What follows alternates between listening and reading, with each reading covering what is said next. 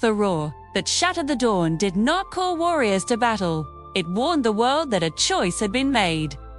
High above the Pride Lands, the throne stood silent, ancient, demanding obedience, as it always had.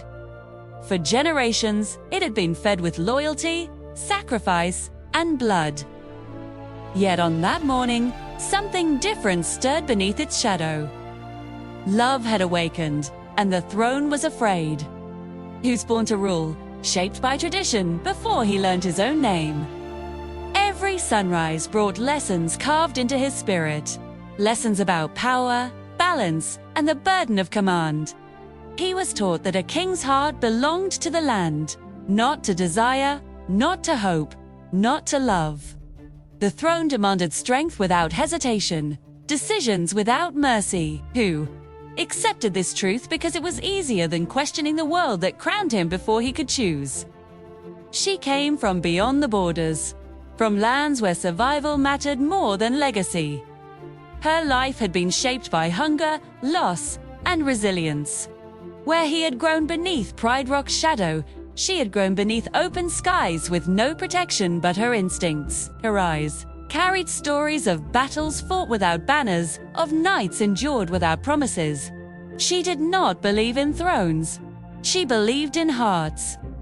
Their first meeting was cautious, almost ritualistic, two worlds pausing to study one another. He should have turned away. She should have vanished into the tall grass. Instead, they remained, bound by a spark neither understood. In her presence, the weight of the crown faded. In his gaze, she saw a future not ruled by fear. What began as curiosity quietly became something dangerous. They met again in secret, beneath moonlit skies where rules loosened their grip. With hurt, he was no longer a king in waiting, only a lion with doubts and dreams. With him, she was more than a survivor, more than a scarred memory of exile. Love did not arrive as a dream, but as a rebellion, growing stronger with every stolen moment. The Pride Lands noticed the change. They always do. Whispers moved through the pride like wind through dry grass. Elders spoke of imbalance. Warriors watched their future king with sharpened eyes. Fear wore the mask of tradition, warning that love could fracture the kingdom. When the council confronted him, their voices carried centuries of authority. They spoke of history, of wars ignited by emotion, of thrones lost to weakness. They demanded he choose the crown. She faced judgment from her own kind as well. They accused her of betrayal, of forgetting the blood spilled by Pride Land's decisions. They warned her that love was a luxury her people could not afford.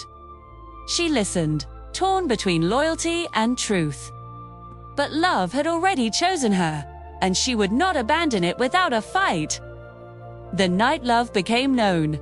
The sky burned red, as if the land itself sensed what was coming. There were no promises of peace, no illusions of safety, only honesty. Love stepped into the open, and the throne responded with fear. Borders closed. Patrols doubled. The Pride Lands tightened their grip, calling it protection. The first clash was small, almost forgotten, but blood touched the soil. The land remembered once. Fear tasted blood, it demanded more. Awe crept in disguised as duty. The throne demanded obedience, and obedience demanded sacrifice. He was forced into command, standing before warriors who trusted his roar without question. Every order he gave tore at him. Each battle pushed him further from the lion he was with. He told himself the war could be controlled, the loss could be limited. War does not listen. She became a symbol she never asked to be. To the Pride Lands, she was the reason for bloodshed, her name spoken with anger and fear. To her people, she was hope, proof that even kings could choose differently. Love stripped her of anonymity and turned her heart into a battlefield others fought over. The Pride Lands burned. Grasslands turned to ash. Rivers carried the weight of fallen dreams. Cubs learned the sound of war before lullabies. Victory felt empty. Defeat felt the same. The throne stood firm, fed by sacrifice, demanding more. They met again among ruins and smoke. Love still burned, but now it carried guilt. They understood then that the war no longer belonged to them alone. It had become a machine fueled by fear, tradition, and refusal to change. When the throne demanded a final assault, something inside him shattered. He saw the future clearly, endless bloodshed justified by duty. Obedience would mean destroying everything a true king should protect. In that moment, love chose sacrifice. He turned against the throne, not with hatred, but resolve. His roar froze the battlefield, not with rage, but defiance. Warriors hesitated, stunned by the sight of their king standing against the system that raised him. He fought fiercely, shielding lives where he could, standing between death and those who had once been enemies. She fought beside him, back to back, trust forged in fire, guiding every move. The battlefield dissolved into chaos. Loyalties broke. Lines vanished. Flame and grief thundered beneath a morning sky. When silence finally fell, the land was scarred beyond recognition. The Pride Lands remained standing, but they were no longer the same. The war ended not in victory, but exhaustion. He lived, but the crown did not. Exile followed, not as punishment, but necessity. A kingdom that feared love could not be ruled by one who fought for it.